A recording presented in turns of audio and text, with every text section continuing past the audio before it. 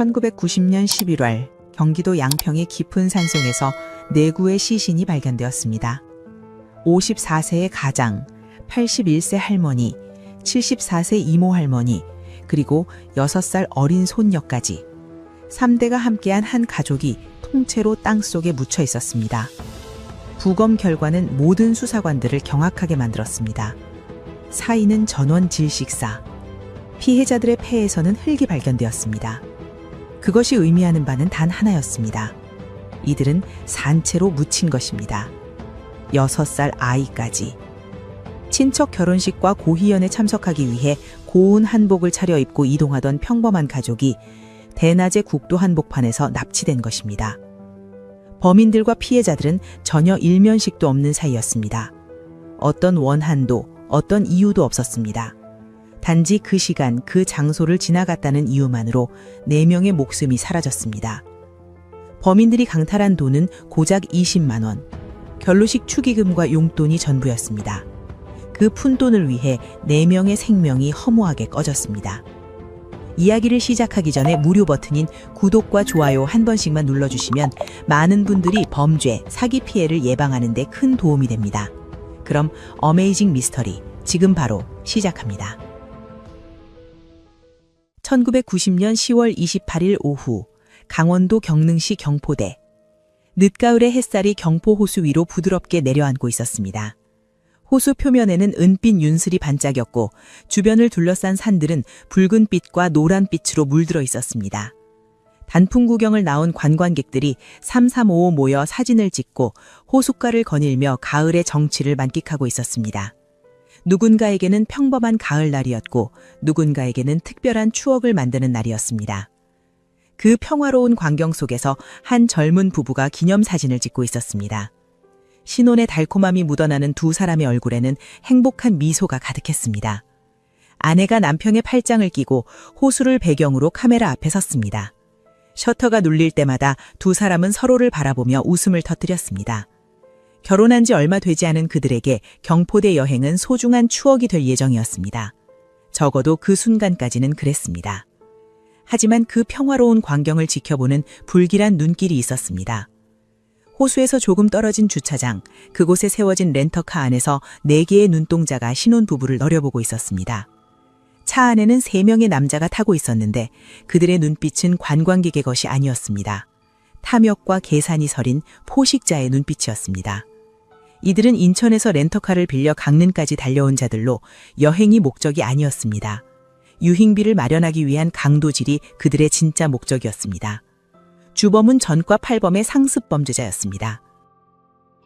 미성년자 시절부터 범죄의 길에 들어선 그는 절도와 강도를 밥 먹듯이 저질러 온 인물이었습니다. 교도소를 제집 드나들듯 했던 그에게 양심이나 도덕 같은 것은 사치에 불과했습니다. 그의 세계에서 다른 사람은 이용하거나 착취해야 할 대상일 뿐 존중받아야 할 인격체가 아니었습니다. 그런 그의 곁에는 교도소에서 만난 동기 1명과 중학교 시절 동창 1명이 함께하고 있었습니다. 셋 모두 절도와 강도 전과가 있는 자들이었으며 범죄라는 어두운 공통분모가 그들을 하나로 묶어주고 있었습니다. 주범의 입가에 잔인한 미소가 번졌습니다. 저 부부로 하자. 공범들이 고개를 끄덕였습니다. 별다른 논의도 필요 없었습니다. 젊은 부부, 비싼 옷차림, 좋은 차, 그것이면 충분했습니다.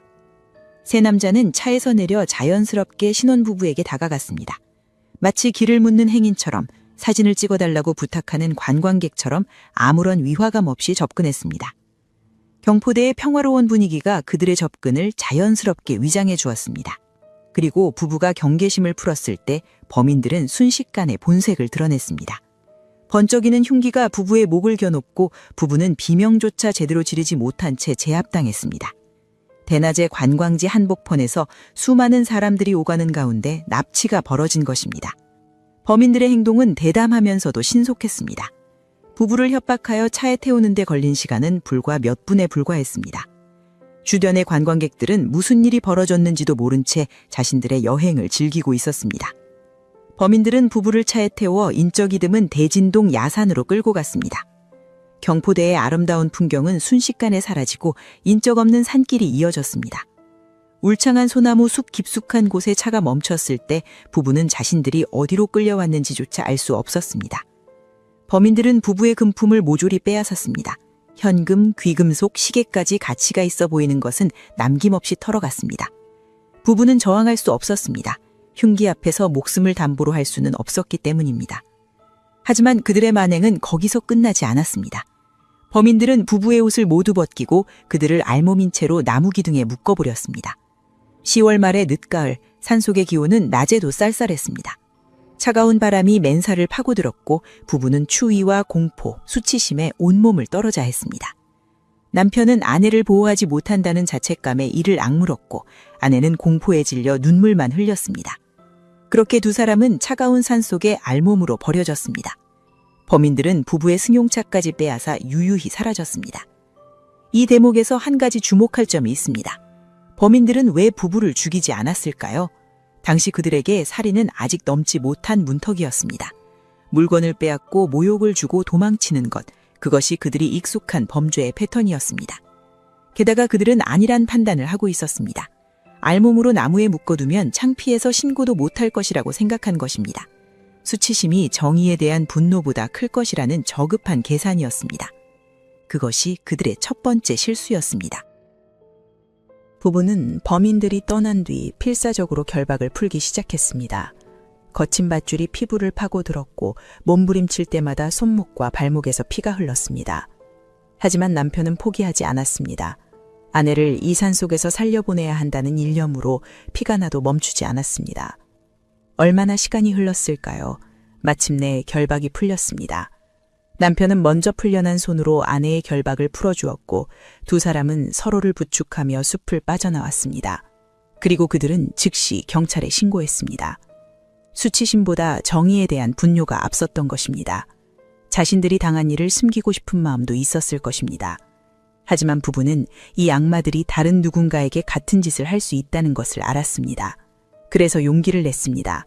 창피함을 무릅쓰고 경찰서를 찾아갔습니다. 이 신혼부부의 용감한 결정이 훗날 수사의 단초가 되었습니다. 신고를 받은 경찰이 수사에 착수했습니다. 하지만 범인들은 이미 훔친 차를 몰고 도주한 뒤였습니다. 그런데 도주 과정에서 예상치 못한 사고가 발생했습니다. 범인들은 훔친 차량으로 교통사고를 내고 황급히 현장을 이탈했는데 그 와중에 치명적인 실수를 저질렀습니다. 차량 안에 여성 공범 명의의 통장을 남기고 온 것입니다. 이 통장은 범인들의 신원을 추적할 수 있는 결정적인 단서가 되었습니다. 수사망이 좁혀오기 시작했습니다. 주범은 이 소식을 듣고 이를 갈았습니다. 신혼부부를 살려둔 것이, 통장을 남기고 온 것이 발목을 잡았다는 사실을 뼈저리게 깨달았습니다. 피해자의 신고로 수사가 시작되었고 남겨진 통장으로 신원이 특정되고 있었습니다. 체포는 시간 문제처럼 보였습니다. 궁지에 몰린 주범의 머릿속에 광기 어린 결론이 자리 잡았습니다. 살려두면 결국 잡힌다. 그것은 더 큰 비극을 향한 악마의 다짐이었습니다. 다음 범행에서는 누구를 상대로 하든 목격자를 전원 살해하고 암매장하겠다는 것. 증거도 증인도 남기지 않는 완전 범죄를 저지르겠다는 것이었습니다. 경포대에서 시작된 이 사건은 단순한 강도 사건으로 끝나지 않았습니다. 그것은 대한민국 범죄사의 길이 남을 참극의 서막에 불과했습니다.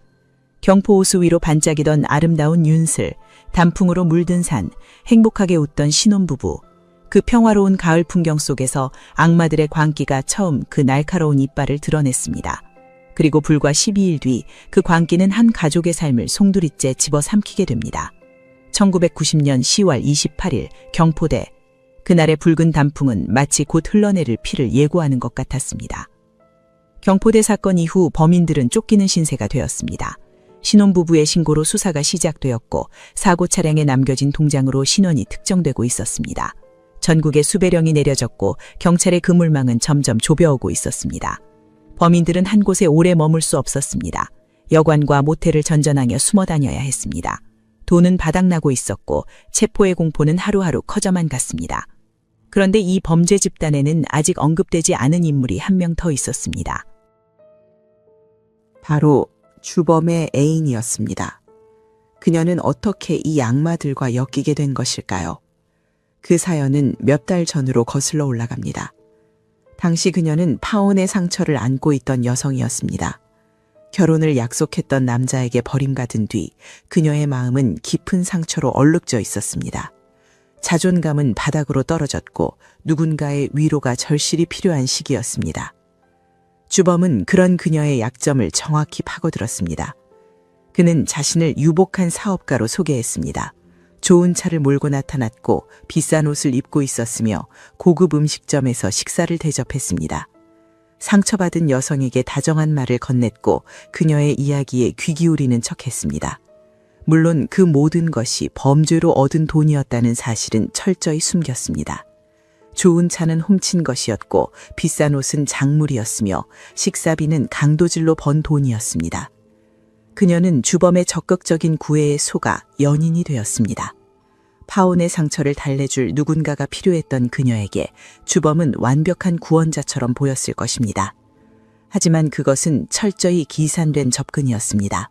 주범에게 그녀는 사랑의 대상이 아니라 범행에 활용할 수 있는 도구에 가까웠습니다. 여성이 함께 있으면 의심을 덜 받는다는 것, 필요할 때 알리바이를 만들어줄 수 있다는 것, 그런 계산이 깔려 있었습니다. 시간이 지나면서 주범의 본색이 조금씩 드러나기 시작했습니다.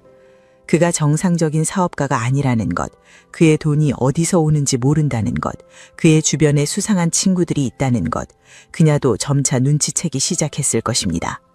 하지만 이미 깊이 빠져든 관계에서 쉽게 빠져나올 수 없었습니다.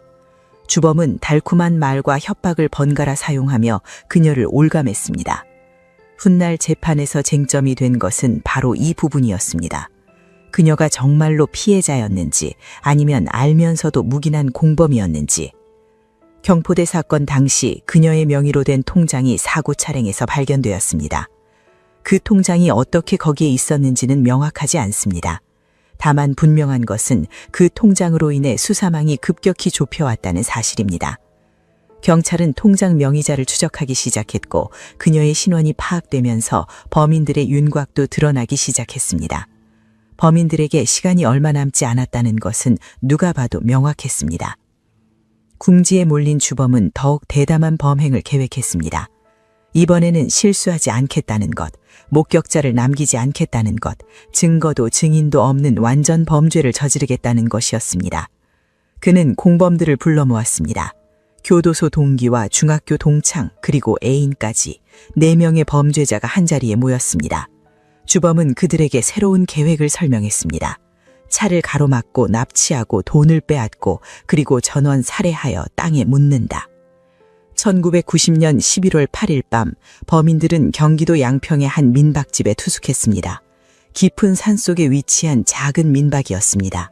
주인은 손님들의 정체를 알 리 없습니다. 그저 늦은 밤 숙소를 찾는 여행객으로만 보였을 것입니다. 범인들은 방을 잡고 짐을 풀었습니다. 그리고 주범이 민박집 주인에게 다가갔습니다. 혹시 삽 좀 빌릴 수 있을까요? 일을 도와야 해서요. 민박집 주인은 별다른 의심 없이 삽 2자루를 빌려주었습니다. 산속 민박에 묵는 손님이 삽을 빌린다는 것이 이상하게 느껴질 수도 있었지만 주인은 대수롭지 않게 넘겼습니다. 농촌에서는 흔히 있을 수 있는 일이라고 생각했을 것입니다. 하지만 그 삽이 무엇에 쓰일지 민박집 주인은 상상조차 하지 못했습니다. 삽을 미리 빌려둔 것, 그것은 처음부터 살인을 전제로 한 치밀한 계획의 증거였습니다. 그날 밤 좁은 방 안에서 범인들은 대마초를 나눠 피웠습니다. 자욱한 연기가 방안을 채웠고 달콤하면서도 퀴퀴한 냄새가 코를 찔렀습니다. 한 모금, 2모금, 대마초의 환각 성분이 혈관을 타고 뇌로 스며들었습니다. 범인들의 눈빛이 점점 흐려졌고 동시에 광기가 차올랐습니다. 현실 감각이 흐릿해지면서 살인에 대한 두려움도 함께 무뎌져 갔습니다. 정상적인 정신 상태라면 망설였을 일도 환각 상태에서는 쉽게 결정할 수 있었습니다. 연기 자욱한 방 안에서 범인들은 내일의 범행을 모의했습니다. 장소는 양평군 6번 국도. 서울과 강원도를 잇는 주요 도로였지만 양평 구간에는 인적이 드문 곳도 많았습니다. 차를 가로막고 눈에 띄는 아무나 납치하고 돈을 빼앗고 그리고 전원 살해하여 땅에 묻는다. 누가 걸리든 상관없었습니다. 그저 돈만 있으면 됐습니다. 차가 좋아 보이면 더 좋고 금품을 많이 가지고 있을 것 같으면 더 좋았습니다. 이번엔 절대 살려두지 마. 주범의 말에 공범들이 고개를 끄덕였습니다. 경포대에서의 실수를 반복하지 않겠다는 암묵적인 합의였습니다. 여성 공범은 그 자리에 함께 있었습니다. 그녀가 이 계획에 대해 어떤 반응을 보였는지는 기록에 남아있지 않습니다. 반대했는지, 침묵했는지, 아니면 동조했는지. 다만 분명한 것은 그녀가 그 자리를 떠나지 않았다는 사실입니다. 밤이 깊어갔습니다. 대마초 연기가 서서히 가라앉고 범인들은 하나둘 잠이 들었습니다. 하지만 그들의 잠은 평온하지 않았을 것입니다. 내일 저지를 일에 대한 기대와 두려움이 휘덕긴 불안한 잠이었을 것입니다. 창밖으로는 11월의 차가운 바람이 불어왔고 양평의 깊은 산속은 고요했습니다. 아무도 모르는 그 산속 어딘가에서 곧 4개의 무덤이 파일 예정이었습니다. 1990년 11월 9일 아침이 밝았습니다. 범인들은 눈을 떴습니다. 대마초의 환각이 완전히 가시지 않은 상태였습니다. 눈이 충혈되어 있었고 정신은 여전히 몽롱했습니다. 하지만 그들은 계획대로 움직였습니다. 짐을 챙기고 빌린 삽 2자루를 렌터카 트렁크에 실었습니다. 민박집 주인에게 인사를 건네고 마치 평범한 여행객처럼 민박을 나섰습니다. 차는 양평군 6번 국도를 향해 출발했습니다. 트렁크에는 삽 2자루가 실려 있었고 차 안에는 4명의 악마가 타고 있었습니다. 그들의 눈빛은 비정상적으로 번들거리고 있었습니다. 아침 햇살이 차 안으로 쏟아져 들어왔지만 그 빛은 그들의 어둠을 비추지 못했습니다. 묻지마 범행의 서막이 열리고 있었습니다. 같은 시각 한 가정집에서도 외출 준비가 한창이었습니다. 친척의 결혼식과 할머니의 고이연에 참석하기 위해 가족들이 고운 한복을 차려입고 있었습니다. 설렘과 기대감으로 가득 찬 그들은 오늘이 어떤 날이 될지 전혀 알지 못했습니다. 두 무리의 사람들이 같은 도로를 향해 다가가고 있었습니다. 한쪽은 경사를 축하하러, 다른 한쪽은 누군가의 목숨을 빼앗으러. 운명의 6번 국도가 그들을 기다리고 있었습니다. 이 가족은 어떤 사람들이었을까요? 54세의 가장은 평생을 성실하게 살아온 사람이었습니다. 가족을 위해 땀 흘려 일했고 부모님을 공경했으며 어린 손녀를 끔찍이 아꼈습니다. 오늘은 친척의 결혼식과 어머니의 고이연이 겹친 특별한 날이었기에 그는 기꺼이 운전대를 잡았습니다. 조수석에는 81세의 어머니가 앉았습니다. 8순이 넘은 고령이었지만 친척의 경사를 축하하기 위해 먼 길을 마다하지 않은 것입니다. 뒷좌석에는 74세의 이모 할머니와 6살 난 손녀가 나란히 앉아 있었습니다. 이모 할머니는 언니와 함께 경사에 참석하기로 한 것이고 손녀는 부모님이 바쁜 관계로 할아버지 할머니와 함께 나들이를 나온 것이었습니다. 아이는 곱게 차려입은 한복이 마음에 들었는지 연신 옷자락을 만지작거렸습니다. 창밖으로 스쳐 지나가는 가을 풍경을 바라보며 아이는 할머니에게 물었습니다. 할머니, 우리 어디 가요? 결혼식 가는 거야. 예쁜 신부 볼 수 있어. 신부가 뭐예요? 결혼하는 예쁜 언니야. 하얀 드레스 입고 나온단다. 아이는 방긋 웃으며 고개를 끄덕였습니다. 아직 세상의 어두운 면을 모르는 맑은 눈동자였습니다. 이모 할머니가 손녀의 고사리 같은 손을 꼭 잡아주었고 81세 할머니는 뒷좌석을 돌아보며 흐뭇한 미소를 지었습니다. 3대가 함께하는 평화로운 가족 나들이. 차 안에는 따스한 온기가 흐르고 있었습니다. 차는 양평군 6번 국도를 달리고 있었습니다. 오후 1시경 늦가을 햇살이 따사롭게 내리쬐는 평화로운 시간이었습니다. 국도 양옆으로는 단풍이 물든 산들이 병풍처럼 펼쳐져 있었고 간간히 지나가는 차량들이 한적한 시골 풍경을 더해 주었습니다. 라디오에서는 옛 가요가 흘러나왔고 가장은 콧노래를 흥얼거리며 운전대를 잡고 있었습니다. 조금만 더 가면 목적지에 도착할 터였습니다. 그때였습니다. 갑자기 앞에서 달려오던 차 한 대가 급격히 속도를 줄이더니 도로 한복판을 가로막았습니다. 가장은 반사적으로 급브레이크를 밟았습니다. 타이어가 날카로운 비명을 지르고 차체가 크게 흔들리며 급정거했습니다. 뒷좌석에서 아이가 앞으로 쏠리며 짧은 비명을 질렀고 두 할머니도 놀라 눈을 크게 떴습니다. 뭐여 저 차는? 가장이 당황하여 중얼거리는 순간 앞차의 문이 열렸습니다. 그리고 3명의 사내가 쏟아져 나왔습니다. 그들의 움직임은 빠르고 거칠었습니다. 정상적인 사람의 것이 아니었습니다. 대마초 환각이 채 가시지 않은 눈동자가 비정상적으로 번들거리고 있었고 그 손에는 번쩍이는 흉기가 들려 있었습니다. 대낮의 국도 한복판에서 아무런 경고도 없이 악마들이 나타난 것입니다. 차에서 내려! 빨리! 사내들이 고함을 지르며 차문을 거칠게 열어젖혔습니다. 가장이 저항하려 했지만 흉기가 목을 겨누자 움직일 수 없었습니다. 두 할머니는 공포에 질려 비명을 질렀고 뒷좌석의 아이는 무슨 일인지 몰라 눈만 껌뻑이며 얼어붙었습니다. 불과 몇 초 전까지 평화롭게 흘러가던 시간이 순식간에 악몽으로 변해버렸습니다. 범인들과 피해자 가족은 전혀 일면식도 없는 사이였습니다. 한 번도 만난 적 없고 어떤 원한도 없었습니다. 단지 그 시간, 그 장소를 지나가다가 범인들의 눈에 띄었을 뿐이었습니다. 차가 깨끗해 보였고 가족들의 옷차림이 단정해 보였으며 돈이 있을 것 같아 보였습니다. 오직 그것뿐이었습니다. 친척의 결혼식에 참석하러 가던 행복한 가족이 유흥비를 마련하려는 악마들의 표적이 되어버린 것입니다. 운명이란 때로 이토록 잔혹합니다. 순식간에 가족 전원이 제압당했습니다. 범인들은 능숙한 손놀림으로 가족들의 손발을 묶고 입에 재갈을 물렸습니다. 54세 가장과 두 할머니는 트렁크에 구겨 넣어졌습니다. 81세와 74세의 노인들이 좁은 트렁크 안에서 몸을 웅크려야 했습니다. 어둡고 답답한 공간에서 그들은 서로의 떨리는 숨소리만 들을 수 있었습니다. 6살 아이는 뒷좌석에서 여성 공범의 품에 안겼습니다. 아이는 겁에 질려 울지도 못하고 있었습니다.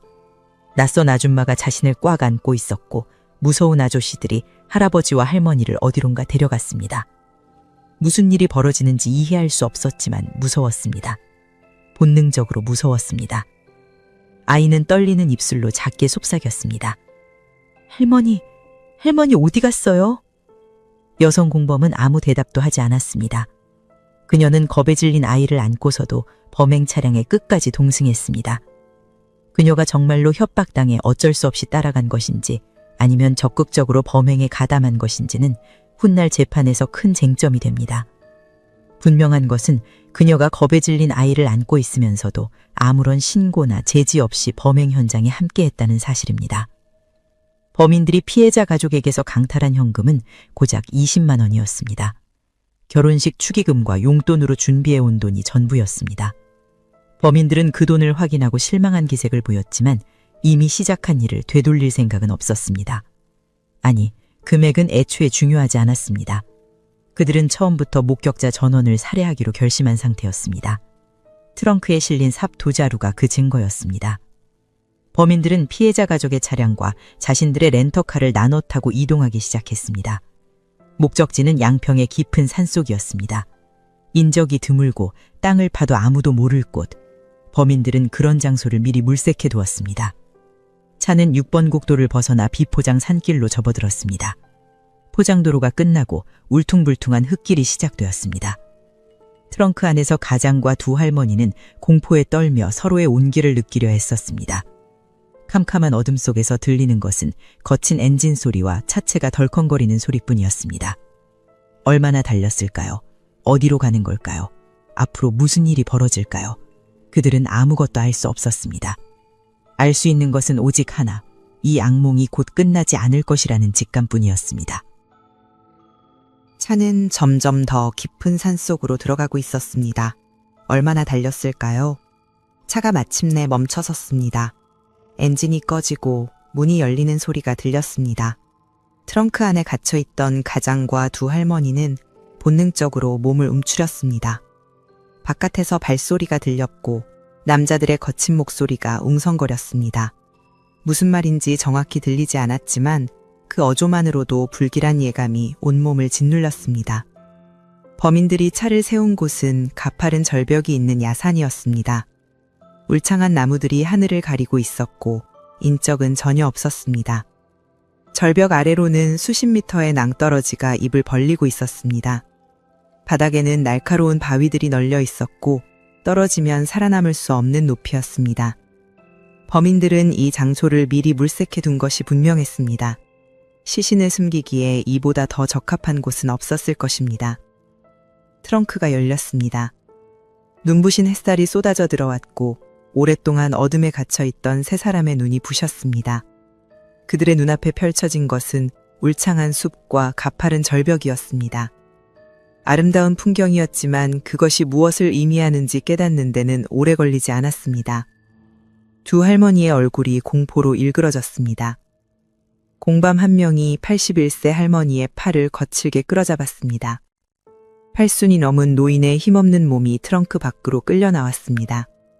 할머니는 묶인 손으로 저항해 보려 했지만 젊은 사나이의 완력 앞에서는 무력했습니다. 입에 물린 재갈 사이로 비명이 새어나왔고 눈에서는 눈물이 흘러내렸습니다. 평생을 성실하게 살아온 노인이 인생의 마지막 순간에 이런 일을 당하고 있었습니다. 할머니가 끌려가면서 아들을 찾았습니다.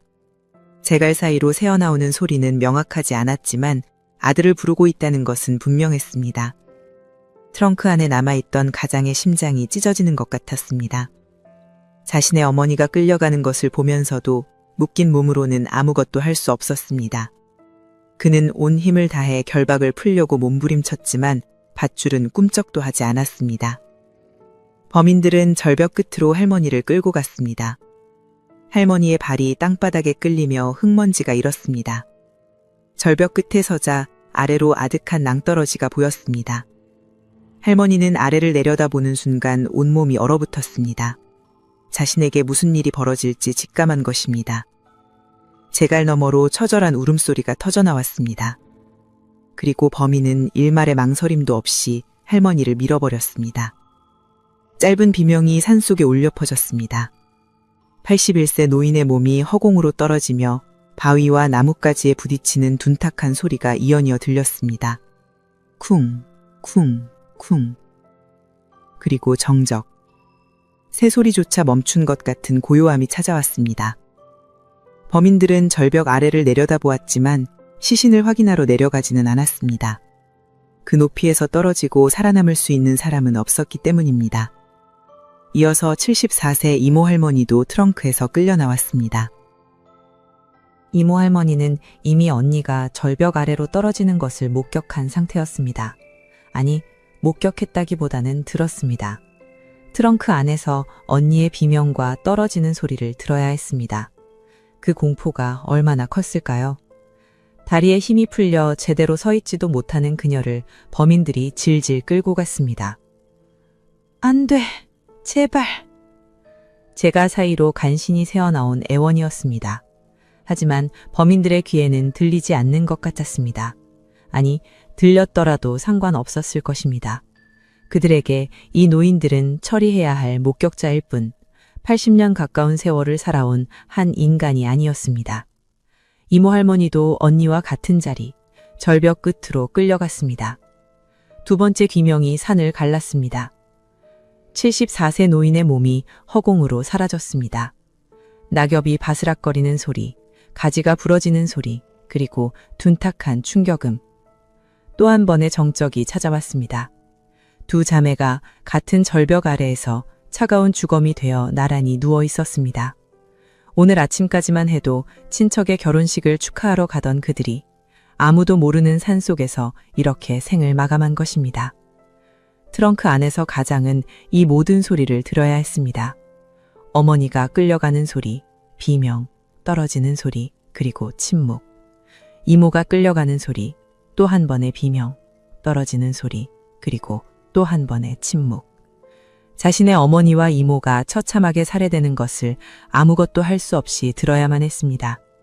손발이 묶인 채로, 입에 재갈이 물린 채로 그가 할 수 있는 것은 오직 울부짖는 것뿐이었습니다. 재갈에 막힌 그의 비명이 트렁크 안에서 메아리 쳤습니다. 한편 뒷좌석에서는 6살 아이가 여성 공범의 품에 안겨 있었습니다. 아이는 밖에서 들려오는 소리에 몸을 떨고 있었습니다. 할머니의 비명소리, 알 수 없는 둔탁한 소리. 무슨 일이 벌어지는지 정확히 이해하지 못했지만 무서웠습니다. 너무 무서웠습니다. 아이는 여성 공범의 옷자락을 꼭 움켜쥐고 눈을 질끈 감았습니다. 마치 눈을 감으면 이 악몽이 끝날 것처럼. 여성 공범은 이 모든 것을 보고 있었습니다. 두 노인이 절벽에서 밀려 떨어지는 것을 그녀는 차 안에서 지켜보았습니다. 겁에 질린 아이를 안은 채로. 그녀가 진정으로 공포에 질려 있었던 것인지 아니면 냉정하게 상황을 관망하고 있었던 것인지는 알 수 없습니다. 분명한 것은 그녀가 아무런 제지도 신고도 하지 않았다는 사실입니다. 두 노인의 목숨이 사라지는 것을 눈앞에서 보면서도. 범인들이 트렁크로 돌아왔습니다. 그들의 손엔 핏기가 없었습니다. 직접 손에 피를 묻히지 않았기 때문입니다. 밀어서 떨어뜨리는 것. 그것이 그들이 선택한 방식이었습니다. 하지만 다음 차례는 달랐습니다. 가장은 젊은 남자였고 절벽에서 미는 것만으로는 확실하지 않을 수 있었습니다.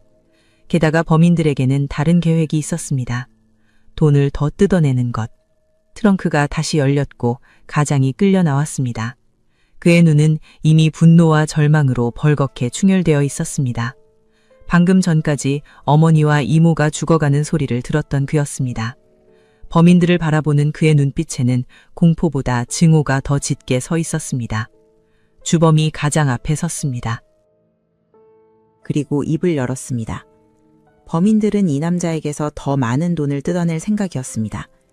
딸의 목숨을 담보로. 주범이 가장의 재갈을 풀었습니다.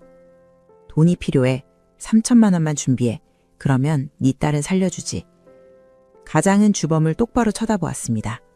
방금 전 어머니와 이모가 절벽 아래로 떨어지는 소리를 들은 사람의 눈이었습니다.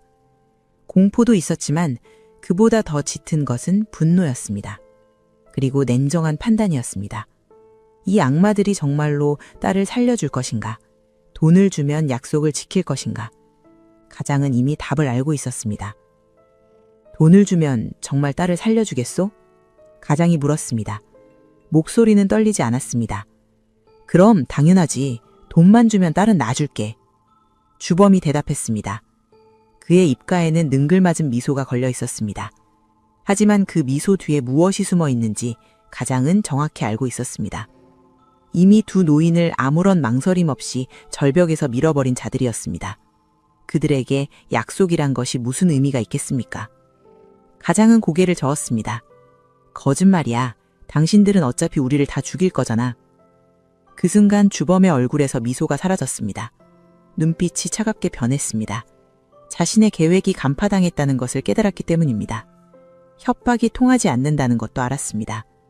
가장은 죽음을 눈앞에 두고도 굴복하지 않았습니다. 딸의 목숨을 미끼로 삼은 비열한 협박에도 넘어가지 않았습니다. 사실 그것은 올바른 판단이었습니다. 범인들은 처음부터 목격자 전원을 살해할 계획이었습니다. 돈을 받든 받지 못하든 결과는 같았을 것입니다. 3천만 원 협박은 죽기 전에 한 푼이라도 더 뜯어내려는 욕심에 불과했습니다. 가장은 그것을 알았습니다. 돈을 구해준다고 해서 딸이 살 수 있는 것이 아니었습니다. 이 악마들에게 자비를 기대하는 것은 어리석은 일이었습니다. 주범의 눈에서 광기가 번뜩였습니다. 이 새끼가. 욕설과 함께 주범이 가장에게 달려들었습니다. 다른 공범들도 합세했습니다. 가장은 묶인 몸으로 저항했습니다. 발버둥치고 몸을 비틀고 할 수 있는 모든 것을 했습니다. 하지만 3명의 건장한 사내를 상대로 손발이 묶인 채로 할 수 있는 것은 많지 않았습니다. 범인들의 손이 가장의 목을 조였습니다. 가장은 숨을 쉬려고 발버둥쳤습니다. 입을 벌리고 공기를 들이마시려 했지만 목을 죄어오는 힘이 너무 강했습니다. 얼굴이 붉게 물들었다가 점점 창백해져 갔습니다. 눈앞이 흐려지기 시작했습니다. 폐가 타들어가는 것 같았습니다. 하지만 그 와중에도 가장의 입에서는 딸의 이름이 흘러나왔습니다. 끊어지는 숨결 사이로 아이를 부르는 아버지의 마지막 외침이었습니다. 그리고 얼마 후 가장의 몸에서 힘이 빠졌습니다. 발버둥이 멈추고 눈동자의 초점이 흐려졌습니다. 54년의 생이 그렇게 끝났습니다. 가족을 위해 평생을 일해온 사람, 오늘 아침까지만 해도 어머니를 모시고 친척 결혼식에 가던 성실한 가장이 이름 모를 산속에서 악마들의 손에 목숨을 잃었습니다. 범인들은 숨을 헐떡이며 물러섰습니다. 처음으로 직접 손에 피를 묻힌 것이었습니다. 절벽에서 미는 것과는 달랐습니다. 사람의 목을 직접 조르고 그 사람이 발버둥 치다가 축 늘어지는 것을 느끼는 것. 그것은 전혀 다른 감각이었습니다. 하지만 범인들은 곧 다시 움직이기 시작했습니다. 아직 할 일이 남아 있었습니다. 공범 한 명이 트렁크에서 삽을 꺼냈습니다. 민박집에서 빌려온 그 삽이었습니다. 범인들은 근처의 적당한 장소를 물색했습니다. 땅이 너무 딱딱하지 않고 나무 뿌리가 많지 않은 곳. 곧 삽질이 시작되었습니다. 철컥, 철컥. 삼날이 흙을 파고드는 소리가 고요한 산속에 울려 퍼졌습니다. 한 삽, 두 삽, 구덩이가 점점 깊어졌습니다. 얼마나 시간이 흘렀을까요? 사람 하나가 누울 수 있을 만큼의 구덩이가 완성되었습니다. 범인들은 가장의 시신을 질질 끌고 와 그 구덩이 안으로 던져 넣었습니다. 둔탁한 소리와 함께 아버지의 주검이 차가운 흙바닥 위에 떨어졌습니다. 조금 전까지 딸을 살리기 위해 마지막 저항을 했던 그 아버지가 이제는 깊은 구덩이 안에 누워 있었습니다. 하지만 범인들의 일은 아직 끝나지 않았습니다. 구덩이 옆에는 아직 한 명이 더 남아 있었습니다. 범인들의 시선이 차 쪽으로 향했습니다. 뒷좌석에서 여성 공범의 품에 안겨 있는 작은 아이, 6살. 이제 겨우 6살인 아이였습니다. 할아버지도 할머니도 이모 할머니도 모두 사라진 지금 홀로 남은 마지막 목격자였습니다.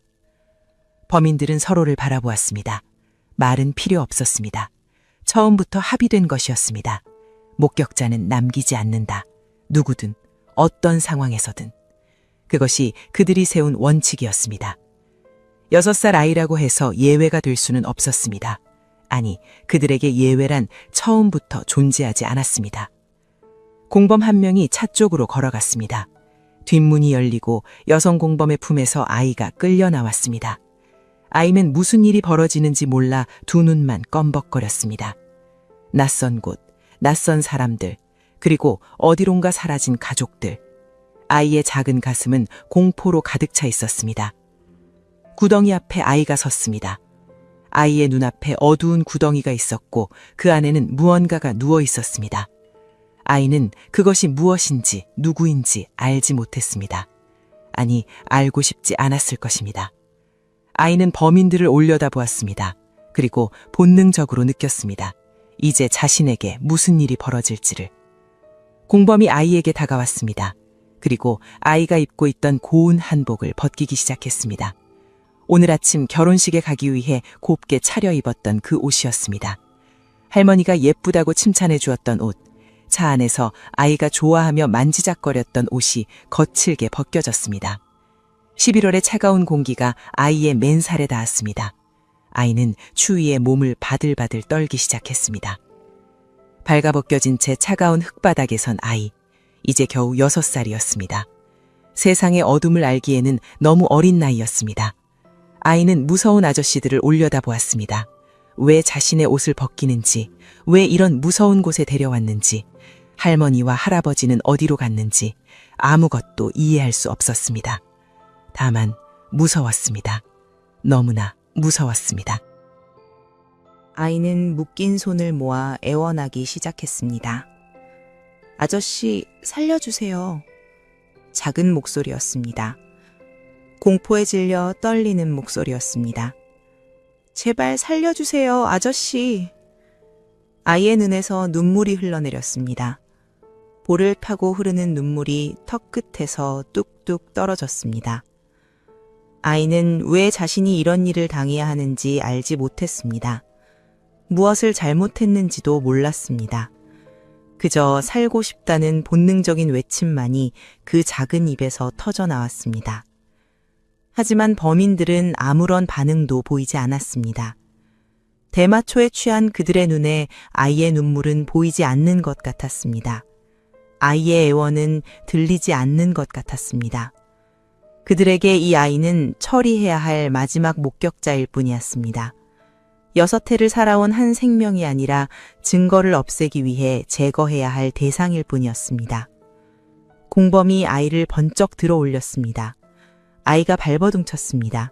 작은 팔과 다리가 허공에서 허우적거렸습니다. 하지만 어른의 힘에 비하면 아무것도 아니었습니다. 공범은 구덩이 위로 옮겼습니다.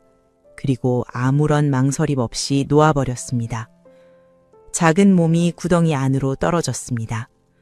둔탁한 소리와 함께 아이가 아버지의 차가운 주검 위로 떨어졌습니다. 아이는 아빠를 불렀습니다. 하지만 아빠는 대답이 없었습니다. 차갑고 축축한 무언가 위에 떨어진 아이는 본능적으로 그것이 무엇인지 느꼈을 것입니다. 아이는 할머니를 찾았습니다.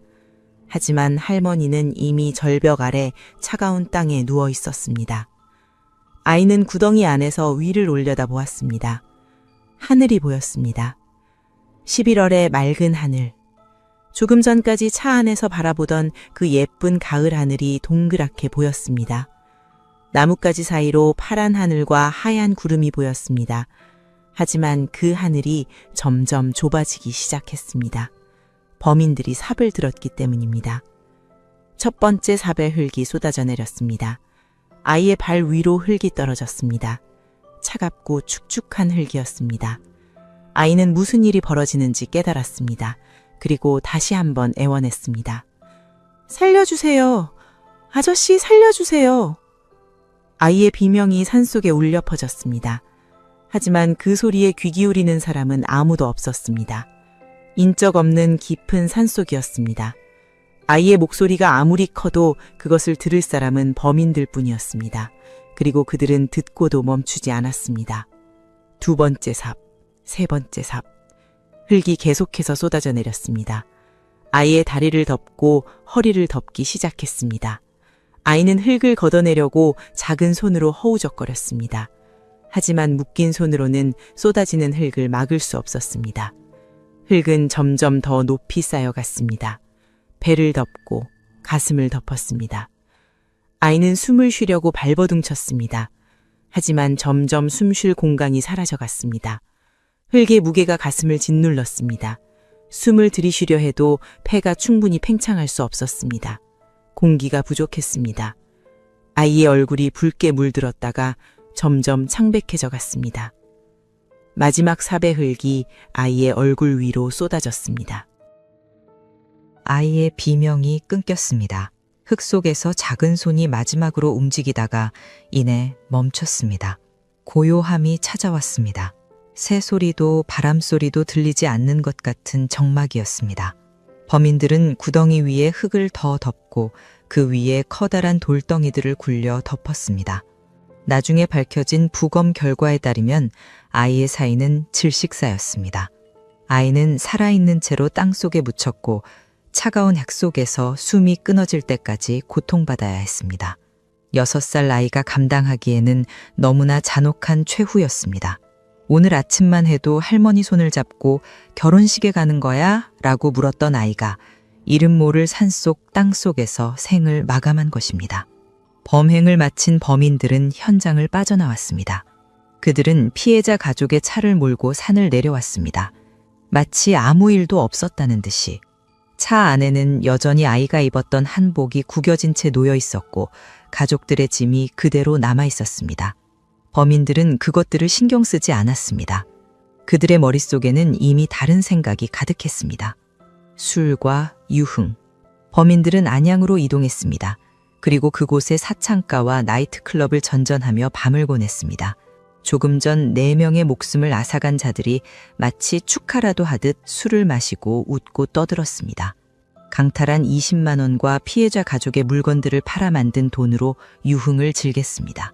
인간의 탈을 쓴 악마들. 그들에게 죄책감 같은 것은 존재하지 않았습니다. 한편 양평의 깊은 산속에서는 한 가족의 시간이 영원히 멈춰 있었습니다. 절벽 아래에 나란히 누운 두 할머니. 차가운 땅 속에 함께 묻힌 아버지와 딸, 4개의 생명이 아무도 모르는 곳에서 차가운 11월의 밤을 맞이하고 있었습니다. 하지만 범인들의 완전 범죄는 오래가지 못할 운명이었습니다. 1990년 11월 10일 범행 다음 날, 피해자 가족의 친척들 사이에서 불안감이 퍼지고 있었습니다. 어제 결혼식에 참석하기로 했던 가족이 끝내 나타나지 않았던 것입니다. 전화를 해도 받지 않았고 집에 연락해도 아무도 없었습니다. 혹시 길에서 사고라도 난 것일까? 처음에는 그렇게 생각했습니다. 하지만 경찰의 교통사고 기록을 확인해봐도 해당되는 사고는 없었습니다. 시간이 지날수록 불안감은 커져만 갔습니다. 3대가 함께 이동했다는 점이 특히 불길했습니다. 54세 가장, 81세 어머니, 74세 이모, 그리고 6살 손녀까지 4명이 한꺼번에 연락이 두절된다는 것은 단순한 일이 아니었습니다. 결국 친척들은 경찰에 실종 신고를 하기로 결정했습니다. 경찰은 처음에 단순 실종 사건으로 접수했습니다. 가출이나 연락 두절은 흔한 일이었고 대부분 며칠 내로 해결되곤 했습니다. 하지만 신고 내용을 자세히 들어보니 심상치 않았습니다. 명절도 아닌데 3대가 함께 이동했다는 점, 친척 결혼식이라는 명확한 목적지가 있었다는 점, 그리고 그 어떤 연락도 없이 완전히 사라졌다는 점, 단순 가출이나 실수로 보기에는 석연치 않은 구석이 많았습니다. 수사관들은 피해자 가족의 이동 경로를 추적하기 시작했습니다. 마지막으로 목격된 곳은 양평군 6번 국도 부근이었습니다. 그 이후로는 아무런 흔적이 없었습니다. 차량도 가족들도 마치 증발한 것처럼 사라져버렸습니다. 수사관들 사이에서 최악의 시나리오가 언급되기 시작했습니다. 단순 실종이 아닌 범죄에 연루되었을 가능성. 한편 범인들은 도주를 계획하고 있었습니다. 안양에서 하룻밤을 보낸 그들은 아침이 되자 움직이기 시작했습니다. 목적지는 대전이었습니다. 대전을 거쳐 지리산으로 도피할 계획이었습니다. 산속에 숨어 있으면 경찰의 추적을 피할 수 있을 것이라 생각한 것입니다. 게다가 대전에는 여성 공범의 친구가 살고 있었습니다. 그 친구에게 도움을 요청하면 도주에 필요한 것들을 마련할 수 있을 터였습니다. 11월 10일 오후 범인들은 대전에 도착했습니다. 그들이 타고 온 차는 피해자 가족의 차량이었습니다. 4명을 살해하고 빼앗은 차를 아무렇지 않게 몰고 다니고 있었던 것입니다. 대전 시내를 달리는 그 차 안에 아직도 피해자 가족의 흔적이 남아 있었습니다. 아이의 장난감, 할머니의 보따리, 결혼식에 가져가려던 축의금 봉투. 하지만 범인들은 그것들을 신경 쓰지 않았습니다. 여성 공범이 친구에게 연락을 취했습니다. 언니, 나야. 지금 대전에 왔는데 잠깐 만날 수 있어? 친구는 반가운 마음에 약속 장소로 내왔습니다. 오랜만에 만나는 친구였습니다.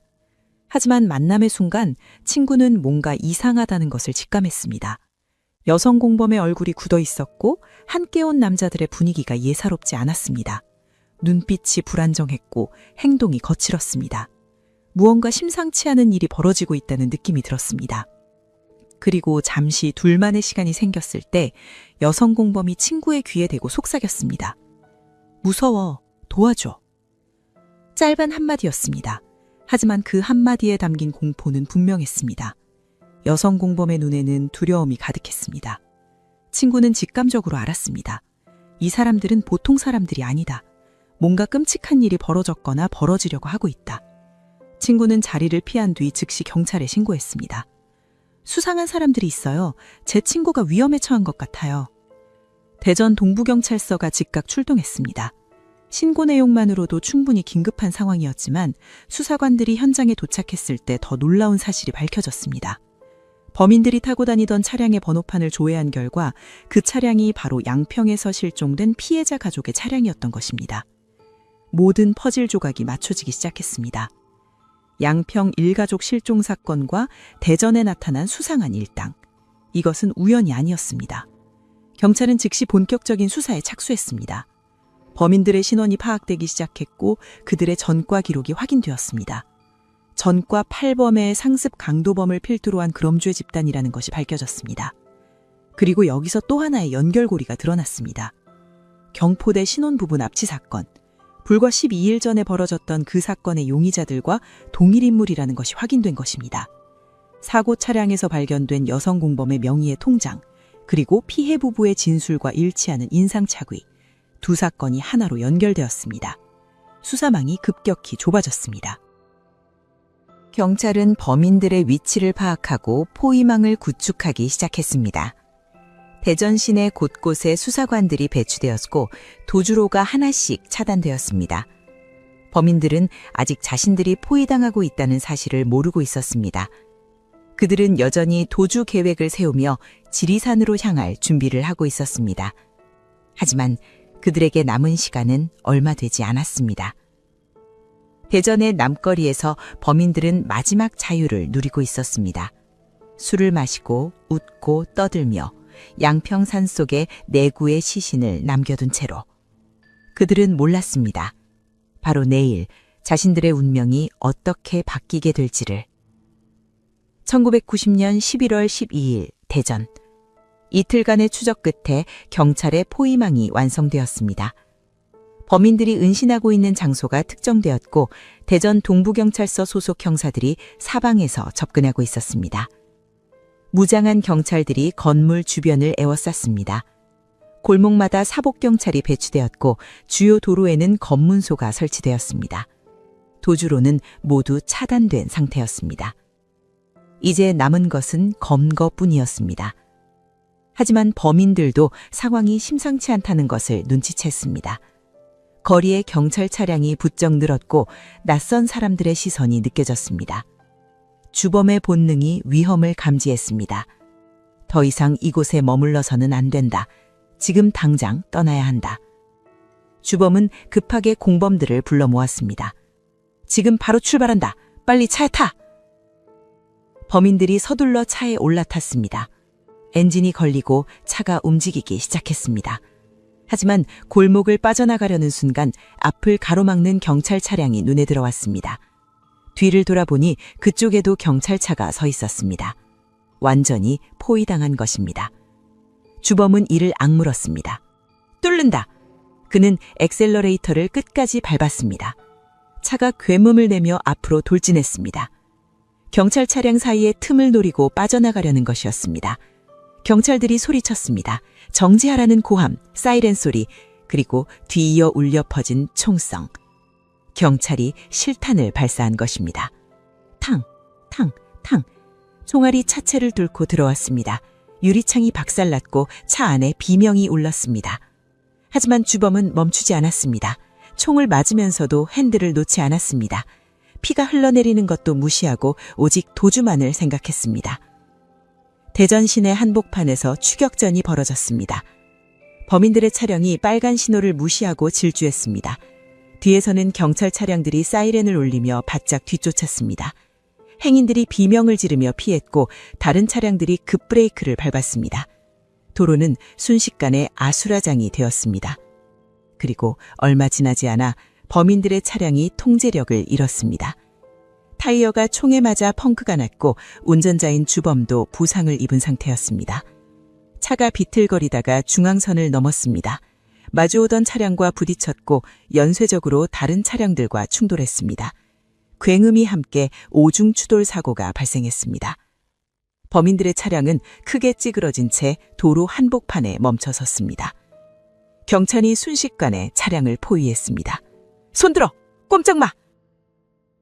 차 안에서 2명이 끌려 나왔습니다. 공범 1명과 여성 공범이었습니다. 그들은 저항할 기력조차 없었습니다. 충돌의 충격으로 온몸이 멍투성이었고 공포에 질린 표정이었습니다. 경찰은 즉시 그들에게 수갑을 채웠습니다. 현장에서 2명이 체포된 것입니다. 하지만 주범과 나머지 공범 1명의 모습이 보이지 않았습니다. 경찰이 주변을 수색했지만 그들은 이미 사라진 뒤였습니다. 사고 직후에 혼란을 틈타 도주한 것입니다. 둘 다 총상을 입은 상태였습니다. 주범은 가슴에, 공범은 팔에 총을 맞았습니다. 피를 흘리며 어둠 속으로 사라진 그들을 경찰은 놓치고 말았습니다. 즉시 대대적인 수색이 시작되었습니다. 대전 전역에 비상망이 내려졌습니다. 병원에는 총상 환자 발생 시 즉시 신고하라는 지시가 내려갔습니다. 모든 검문소에서 검문이 강화되었습니다. 도주한 두 범인의 인상착의가 전파되었고 시민들의 제보도 쏟아지기 시작했습니다. 다음 날인 11월 13일, 도주했던 공범 한 명이 서울에서 검거되었습니다. 팔에 총상을 입은 채 서울까지 도망친 그는 병원에서 치료를 받으려다 붙잡혔습니다. 총상 환자 신고를 받은 경찰이 출동한 것입니다. 그는 체포되면서도 주범의 행방에 대해서는 입을 열지 않았습니다. 자신도 모른다는 것이었습니다. 그렇다면 주범은 어디로 간 것일까요? 그 답은 11월 12일 오전에 이미 나와 있었습니다. 추격전이 벌어졌던 바로 그날, 대전 가오동의 한 아파트 옥상에서 한 남자의 시신이 발견되었던 것입니다. 경찰이 신원을 확인한 결과 그 시신은 바로 주범이었습니다. 사인은 과다출혈이었습니다. 추격전 중에 가슴에 총을 맞은 주범은 도주하다가 더 이상 버틸 수 없었던 것입니다. 아파트 옥상까지 기어 올라갔지만 그곳에서 피를 너무 많이 흘렸습니다. 그는 법의 심판대에 서기도 전에 차가운 콘크리트 바닥에서 비참한 최후를 맞이했습니다.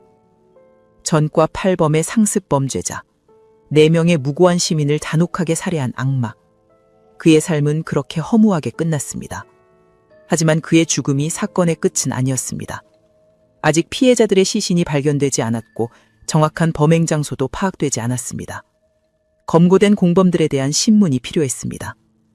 경찰은 체포된 공범들을 신문하기 시작했습니다. 그리고 결정적인 증거가 발견되었습니다. 공범들의 버선에서 채취한 흙이 양평 야산의 토양과 일치한다는 감식 결과가 나온 것입니다. 범인들이 아무리 부인해도 증거는 거짓말을 하지 않았습니다. 그들이 양평 산속에 있었다는 것이 과학적으로 증명된 것입니다. 증거 앞에서 공범들은 결국 입을 열기 시작했습니다. 그들은 양평 야산의 위치를 자백했습니다. 어디서 가족을 납치했는지, 어디로 끌고 갔는지, 그리고 어디에 시신을 숨겼는지.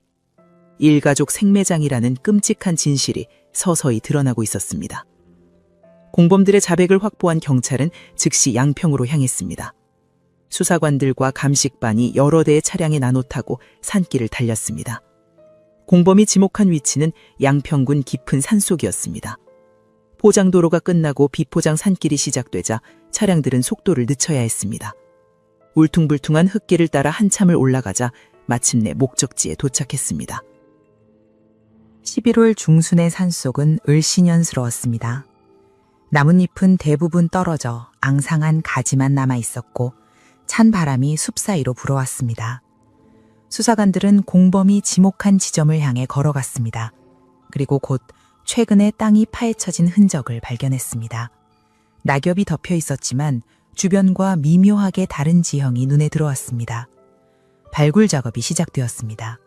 수사관들이 삽을 들고 조심스럽게 땅을 파기 시작했습니다. 한 삽, 두 삽. 흙이 걷어질 때마다 현장의 긴장감이 고조되었습니다. 아무도 말이 없었습니다. 삼날이 흙을 파고드는 소리만이 고요한 산속에 울렸습니다. 수사관들의 표정은 굳어 있었습니다. 무엇이 나올지 예상하면서도 차마 직접 마주하고 싶지 않은 심정이었을 것입니다. 얼마 지나지 않아 삼날에 무언가 걸리는 감촉이 느껴졌습니다. 수사관이 손짓으로 멈추라는 신호를 보냈습니다. 이후로는 삽 대신 손으로 조심스럽게 흙을 걷어냈습니다. 차갑고 축축한 흙 속에서 서서히 형체가 드러나기 시작했습니다. 천조각이 보였고 그 아래로 사람의 피부가 드러났습니다. 54세 가장의 시신이었습니다. 흙 속에 묻힌 채 발견된 그의 얼굴은 고통으로 일그러져 있었습니다. 손은 여전히 묶여 있었고 마지막 순간까지 저항했던 흔적이 역력했습니다.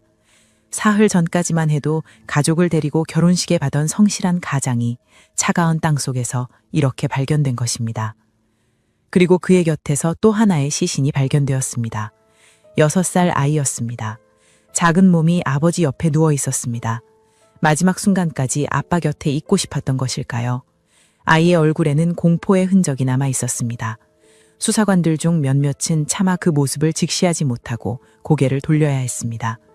노련한 형사들조차 눈시울을 붉혔습니다. 발굴 현장에 침묵이 내려앉았습니다.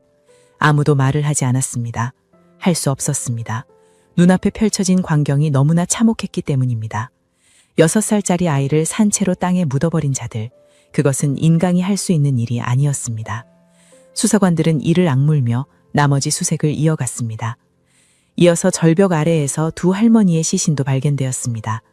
81세 할머니, 74세 이모 할머니. 두 노인은 절벽 아래 바위 사이에 나란히 쓰러져 있었습니다. 범인들에게 밀려 떨어진 뒤 일주일 가까이 방치되어 있었던 것입니다. 낙엽이 시신 위에 쌓여 있었고 야생동물에게 훼손된 흔적도 있었습니다. 8순이 넘은 노인들이 맞이해야 했던 최후로는 너무나 비참했습니다. 네 구의 시신이 모두 수습되었습니다. 경찰은 시신들을 조심스럽게 운구하여 국립과학수사연구소로 이송했습니다. 유가족에게 연락이 갔고 결혼식 날 사라졌던 가족이 산속에서 시신으로 발견되었다는 소식에 친척들은 오열했습니다. 그토록 찾아 헤매던 가족이 이런 모습으로 돌아올 줄은 아무도 상상하지 못했습니다. 부검 결과가 나왔습니다. 4명의 피해자 모두 사인은 질식사였습니다. 특히 구덩이에서 발견된 가장과 아이의 경우 매장 당시 살아있었다는 것이 확인되었습니다. 폐에서 흙이 발견됐고 호흡 과정에서 흙을 흡입한 흔적이 있었습니다. 산채로 묻혔다는 것, 상상만으로도 소름 끼치는 죽음이었습니다. 이 소식이 언론을 통해 전해지자 온 나라가 충격에 빠졌습니다. 대낮에 국도에서 아무런 관계도 없는 가족을 납치하여 유흥비를 마련하기 위해 4명 전원을 잔혹하게 살해했다는 사실. 81세 노인부터 6살 어린아이까지 누구 하나 살려두지 않았다는 사실. 국민들의 분노는 하늘을 찔렀습니다. 전국 각지에서 범인들에 대한 엄벌을 촉구하는 목소리가 높아졌습니다. 당시는 범죄와의 전쟁이 선포된 시기였습니다. 정부는 조직폭력과 흉악범죄에 대한 강력한 대응을 천명한 상태였고 국민들의 체감 안전에 대한 요구도 높았습니다. 이런 상황에서 터진 양평 일가족 생매장 사건은 온 나라를 뒤흔들었습니다. 언론에서는 연이을 사건을 보도했고 범인들에 대한 최고형을 요구하는 여론이 빗발쳤습니다. 이제 남은 것은 재판이었습니다. 생포된 공범들은 구속되어 재판에 기다리고 있었습니다. 주범은 이미 대전에서 총상으로 인한 과다출혈로 사망한 상태였기에 남은 공범들만이 재판을 받게 되었습니다. 교도소 동기였던 남성 공범, 중학교 동창이었던 남성 공범, 그리고 주범의 애인이었던 여성 공범, 3사람이 피고인석에 앉았습니다. 재판이 진행되자 피고인들은 추악한 모습을 드러냈습니다. 서로에게 책임을 떠넘기기 시작한 것입니다. 교도소 동기는 주범이 시킨 대로 했을 뿐이라고 주장했고 중학교 동창은 나는 직접 손을 대지 않았다고 발병했습니다. 자신은 주도적으로 가담하지 않았다는 변명, 협박당해서 어쩔 수 없었다는 핑계. 4명의 목숨을 앗아놓고도 반성은커녕 책임 회피에만 급급한 모습이었습니다. 특히 여성 공범의 공모 여부를 두고 치열한 법적 공방이 벌어졌습니다. 그녀의 변호인은 주장했습니다. 그녀는 주범에게 속아서 연인이 되었고 이후로는 협박과 폭력에 시달리며 어쩔 수 없이 끌려다녔다고. 범행 현장에 있었던 것은 사실이지만 그것은 강압에 의한 것이며 그녀 역시 피해자라고. 대전에서 친구에게 무서워, 도와줘 라고 속삭인 것이 그 증거라고. 하지만 검찰의 반박도 거셌습니다. 그녀는 범행 계획을 알고 있으면서도 신고하지 않았습니다. 6번 국도에서 납치가 벌어질 때 현장에 함께 있었습니다. 겁에 질린 6살 아이를 품에 안고 범행 차량에 끝까지 동승했습니다. 두 할머니가 절벽에서 밀려 떨어지는 것을 목격했고 아버지가 목 졸려 죽는 것을 보았으며 아이가 산채로 땅에 묻히는 것까지 지켜보았습니다. 그 모든 순간에 그녀는 아무것도 하지 않았습니다. 도망칠 기회가 없었던 것일까요? 신고할 방법이 없었던 것일까요? 재판부는 그렇게 보지 않았습니다. 대전에서 친구를 만났을 때 그녀는 충분히 도움을 요청할 수 있었습니다. 실제로 무서워라고 말하기도 했습니다. 하지만 그것은 범행이 모두 끝난 뒤의 일이었습니다. 4명이 죽어가는 동안 그녀는 침묵했습니다. 1991년 3월 판결이 내려졌습니다. 주동적으로 범행에 가담한 2명의 남성 공범에게는 사형이 선고되었습니다. 재판장은 판결문에서 피고인들의 죄질이 극히 불량하고 어떠한 참작의 여지도 없다고 밝혔습니다. 6살 어린아이까지 산채로 땅에 묻어버린 반인륜적 범행에 대해 법은 최고형으로 응답한 것입니다. 여성 공범에게는 징역 10년이 선고되었습니다. 직접적인 살해 행위에 가담하지 않았다는 점이 참작되었지만 범행을 방관하고 묵인한 책임은 피할 수 없었습니다. 그녀가 진정한 피해자였는지 아니면 소극적 공범이었는지에 대한 논란은 판결 이후에도 계속되었습니다. 1992년 첫 번째 사형이 집행되었습니다. 교도소 동기였던 공범이 형장의 이슬로 사라졌습니다. 1994년에는 중학교 동창이었던 공범도 같은 길을 걸었습니다. 두 사람은 자신들이 앗아간 내 생명의 무게만큼의 대가를 치렀습니다. 하지만 그들의 죽음이 피해자들을 되살릴 수는 없었습니다. 여성 공범은 1998년 가석방되어 출소했습니다. 8년간의 복역을 마치고 세상에 나온 그녀를 바라보는 시선은 엇갈렸습니다. 악마들의 범행을 묵인한 가해자라는 비판이 있었고 폭력적인 주범에게 이용당한 또 다른 피해자라는 옹호도 있었습니다. 그녀는 출소 후 대학에 입학하여 문학을 공부했습니다. 평범한 삶을 되찾으려 애썼습니다. 하지만 2003년 그녀는 35살의 나이에 위암으로 세상을 떠났습니다. 그녀의 죽음 이후 변호인은 논란이 될 발언을 했습니다. 그녀가 범죄와의 전쟁이 낳은 최대 피해자라고 주장한 것입니다. 당시의 엄벌주의 분위기 속에서 제대로 된 변호를 받지 못했다는 취지였습니다. 이 발언은 큰 파장을 일으켰습니다. 유족의 반응은 냉담했습니다. 가해자의 인권은 있고 피해자의 인권은 어디 있습니까? 6살 손녀를 잃은 유족의 한마디였습니다. 그 말 속에는 수십 년간 쌓인 분노와 슬픔이 담겨 있었습니다. 1990년 11월 9일 경기도 양평의 깊은 산속, 친척의 결혼식에 참석하기 위해 고운 한복을 차려입고 집을 나선 한 가족의 시간이 그곳에서 영원히 멈췄습니다. 81세 할머니, 74세 이모 할머니, 54세 아버지, 그리고 6살 손녀. 범인들과 전혀 일면식도 없던 이 가족은 단지 그 시간 그 장소를 지나갔다는 이유만으로 4명 모두 목숨을 잃었습니다. 범인들이 그들에게서 빼앗은 돈은 고작 20만 원이었습니다. 결혼식 축의금과 용돈으로 준비해간 그 돈을 위해 4개의 생명이 사라졌습니다. 구덩이 앞에서 아저씨 살려주세요 라고 애원했던 6살 아이의 목소리가 30년이 지난 지금도 양평의 그 야산에서 메아리고 있는 것 같습니다. 범인들은 모두 비참한 최후를 맞았습니다. 주범은 경찰의 총에 맞아 도주하다 과다출혈로 사망했고 두 공범은 형장에서 처형되었으며 여성 공범은 암으로 세상을 떠났습니다. 4명의 범인 모두 천수를 누리지 못했습니다. 하지만 그들의 죽음이 피해자들을 되살릴 수는 없습니다. 유족의 상처를 치유할 수도 없습니다. 일면식도 없는 피해자, 아무런 이유 없이 빼앗긴 생명, 그리고 유흥비라는 보잘것없는 동기. 평범한 일상이 어느 순간 악몽으로 바뀔 수 있다는 것, 누구도 예측할 수 없고 누구도 대비할 수 없는 그런 비극이 존재한다는 것, 우리는 그것을 어떻게 받아들여야 할까요? 여러분은 어떻게 생각하시나요? 끝까지 시청해주셔서 감사합니다. 지금까지 어메이징 미스터리였습니다.